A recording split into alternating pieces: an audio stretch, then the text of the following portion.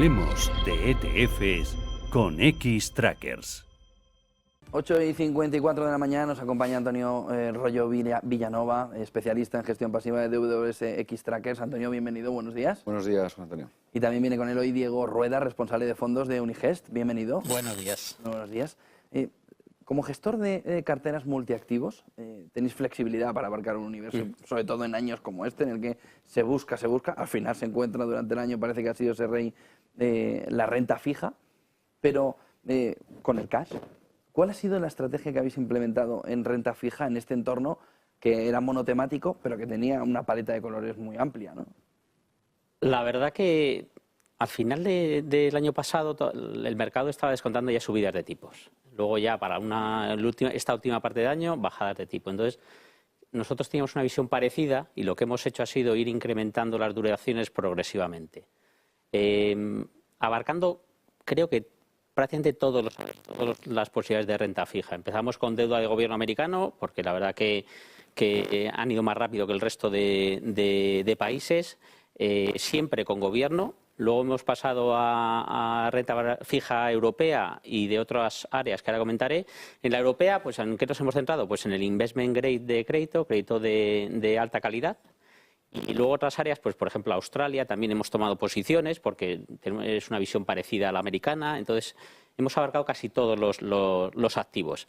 El tema de emergentes, ahí sí que, entre comillas, hemos pinchado un poco, pero sí que hemos cambiado la posición que teníamos en gobierno de China, porque no vemos claridad en China por Latinoamérica. Creemos que van a ser los más activos en bajadas de tipos.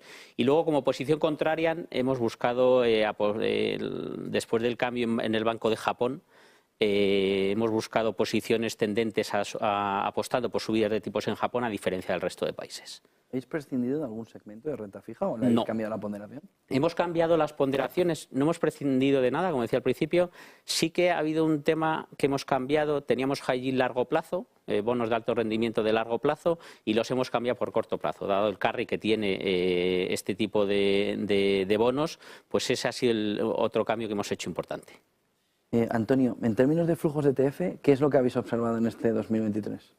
Bueno, este 2023 empezó con un poco la resaca del 2022, ¿no? Con toda la galleta en renta fija y con las tires tan atractivas, pues prácticamente los flujos se fueron a renta fija a principios de año. Históricamente es un tercio renta fija, 2/3 renta variable en la parte de gestión indexada, y esto estaba al revés, ¿no? Luego vimos que los bancos centrales seguían subiendo tipos, la situación macro no era la que era, y al calor de la inteligencia artificial, bueno, pues la renta variable fue recuperando flujo, ¿no? Y ahora mismo están al 50% cada uno. En términos absolutos, el gran ganador es la renta fija, que ha subido un 24%, frente a un 8% de renta variable. Es cierto que la masa crítica está más en renta variable. Y en términos relativos, el mercado monetario, el cash, ha subido un 49%. Pero bueno, cambio un poco de tendencia por primera vez en muchos años, donde la renta fija iguala o está un poquito por encima a la renta variable en términos de flujos en gestión indexada en la Unión Europea. Es decir, se han movido los inversores a intentar igualar al final de año, ¿no? Con un mayor movimiento primero hacia la renta fija y luego, decías, inteligencia artificial haciendo un poco de catalizador. Sí, la renta variable al final, la renta fija no ha conseguido esas tires o esas rentabilidades absolutas que esperaba el inversor, solamente high yield en torno al 6 y pico. Todo está muy alto en tires, pero luego la rentabilidad efectiva, pues que ha obtenido el inversor, no ha sido muy alta. Y en cambio la renta variable, pues estamos viendo pues eso, 12, 13, 30 y picos en el Nasdaq, y al final pues el inversor se ha ido un poco subiendo un poco al carry de la renta variable, ¿no? ¿Hemos llegado al techo de tipos? Casi. Esa es yo creo que, a ver, el tema de la inflación, yo creo que ya más o menos, digo más o menos porque hay factores exógenos que están afectando, como pueden ser los conflictos políticos y su efecto sobre el petróleo. Yo creo que ya la están empezando a controlar. Sin embargo, hay una etapa, que es lo que hablamos siempre, desde los niveles actuales, 3-4%, hasta por debajo de los objetivos de los bancos centrales, que esa va a ser la parte más difícil. Entonces, esa es la parte que yo creo que la inflación va a costar bajar más. Eso es un poco lo que estamos pensando. ¿Es momento entonces de subir duración? ¿O hay que esperar un pelín más precisamente porque cueste bajar esa inflación y los tipos se mantengan más bajos? Es decir, ¿hay que empezar a bajar la duración ¿Hay que empezar a ampliar la duración cuando empiecen a bajar, cuando el pivote ya sea efectivo? Es obvio la respuesta, pero yo creo que es que depende de dónde estés posicionado. Si eres un inversor que no tiene una duración, es momento de incrementar duración, porque yo creo que el año que viene va a ser un buen año para la renta fija, esperemos. Sin embargo, como nosotros que ya tenemos duración, yo creo que es momento del famoso wait and see, de esperar y ver, porque yo creo que todavía podemos ver algo más de subidas de tipos, muy pocas y muy poco en los largos plazos, pero yo creo que es momento de estar en duración si no tienes, o de entrar, o de mantenerse si ya tienes algo de duración. Antonio, ¿qué esperáis en términos de rentabilidad absoluta para los índices de renta fija, sobre todo mirando ya a 2024? Sí, ahora, a ver, creemos que, como hablando un poco primero de la zona macro, el crecimiento va a ser anémico, es decir, para el año que viene, tanto para ambos lados del Atlántico, ¿no? 0,8, 0,9.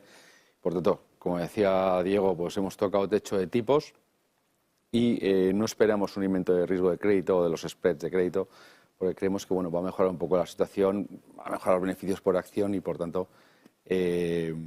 no esperáis aumento de spreads, estás diciendo. De spreads, con lo cual, que para un inversor que hay que estar en alta calidad crediticia o baja calidad crediticia, investment grade o high yield, creemos que tanto el investment grade tiene más sentido, rentabilidades en torno absoluto, en torno al 6,5, 7 y pico para el high yield, con lo cual ese punto de diferencia no te merece la pena. Para un inversor un poco más conservador, el high yield sí que te aporta menos duración y un poquito más de carry. Y en cambio en gobierno estamos esperando en torno al 5 y el 4% en US Treasuries o en bonds, con lo cual nos gusta más el crédito, la alta calidad crediticia, con una reducción de spreads, con lo cual somos positivos para el año que viene, que se vaya consolidando esa pequeña bajada de tipos y por tanto se beneficie los inversores, ¿no? Veíamos un gráfico precisamente de Deutsche Bank en el que se veía que 11 meses a menos de duración los tipos arriba y que las primeras bajadas podrían venir en el entorno de julio. ¿Esperáis que pueda haber bajadas de tipos de interés en 2024? Fíjate que me voy ¿Podría no haber ninguna bajada de tipos en el 24? Bueno, nosotros esperamos 3 bajadas de tipos a partir de mayo-junio. Es decir, creemos una recesión suave en Estados Unidos, los PMIs están un poco más abajo, las ventas están cayendo.